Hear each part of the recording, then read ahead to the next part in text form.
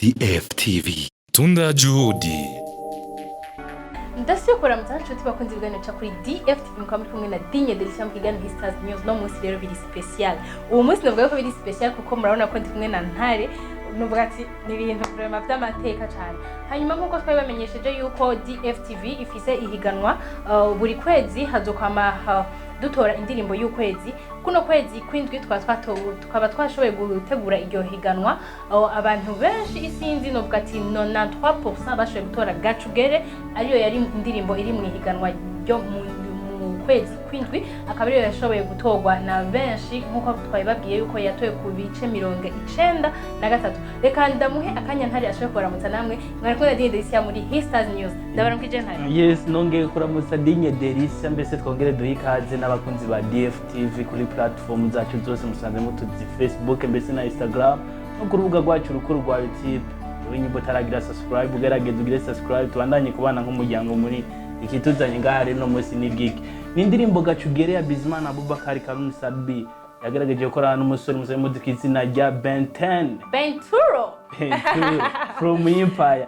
Nindirimbo yagerageje gusohoka itariki 17 z'ukwezi kwindwi 2020. Niyo ndirimbo yagerageje kujya kuri account ya Sabi Satura official.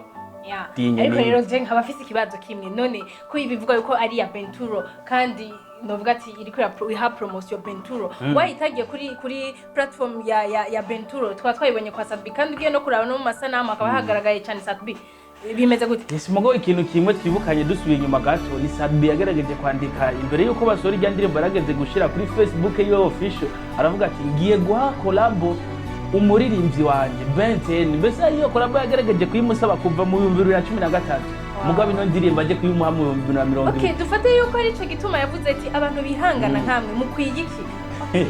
Utubyo bari ndirimbo re yagerageje kubaha, mbese agerageza no kuduha na twebwe. Ni indirimbo twagerageje gushira kuri platform zacu, mbese Facebook mbese no kuri Instagram.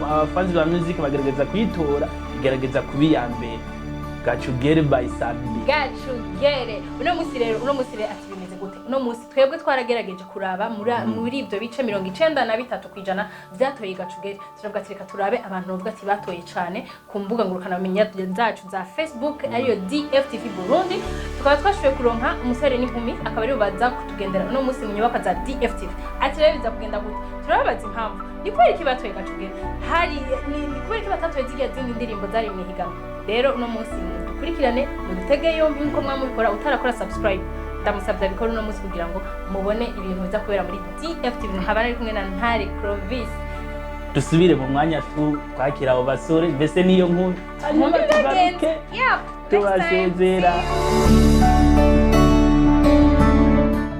Nitwa Ndayishimiye Methode, benshi banzi ku izina rya Noseless Satura, niryo zina bamenyereye. Ya indirimbo Gacugere cyatumye ariyo dutora, indirimbo nziza cyane kandi n'indirimbo y'umusitari dukunda kandi dufana dushigikiye. Igituma dufana Sabi n'umuntu aririmba ibintu bitomoretse, ibintu bisiguritse, n'umuntu arimba neza cyane kuruta abandi basitari mu Burundi cyangwa se abandi twatumenyereye. No nta muntu atwobije, niko tubikora kubera gukunda umusitari wacu kandi turi benshi cyane, cyo gituma ubona ziduga cyane ku bwinshi kuruta izabandi.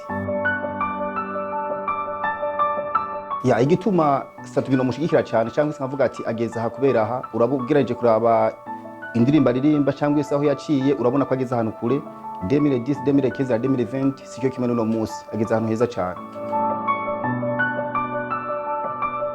Ya ikintu shikiriza Sabi akomereza hageze, turi nyuma yiwe kandi turamushigikiye, ageze ahantu heza cyane. Turashaka ko uko akubita hasi aba basare bo mu Burundi abari kagira n'ahandi hantu hakomeye cyane kuruta. Turashaka ko agira hariya kwa Diamond hirya no hino hose ku isi amenyekana kuruta abandi. Ndashimiye cyane DFTV kubona ishikanye hano hantu b'igihugu ikoze, nkaba ndabashigikiye cyane, nkaba nifuza ko mushika n'ahandi hantu kure cyane kurusha yandi ma televiziyo nkayo. Nkaba nkibirije abantu bari hirya no hino kugira ngo bakurikirane DFTV, subscribe kandi bakomeze kuraba televiziyo yacu cyikuba cyiza cyane. Bakoze cyane.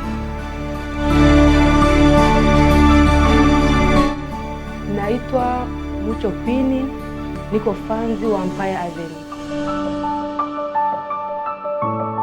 Mimi ni fanzi wa Empire Avenue, ndo maana niliweza kuchagua Gachugere. Kwa sababu ni nyimbo nzuri na kila mtu anastahili kuipenda. Bentulo ni msanii mzuri na amekuja vizuri, ndio maana tulipenda nyimbo ya Gachugere. Sisi wafanzi wa Empire Avenue tunaipenda DFTV. Msisahau kuabone sheni ya DFTV kwa kuendelesha sana. Tunawapenda sana.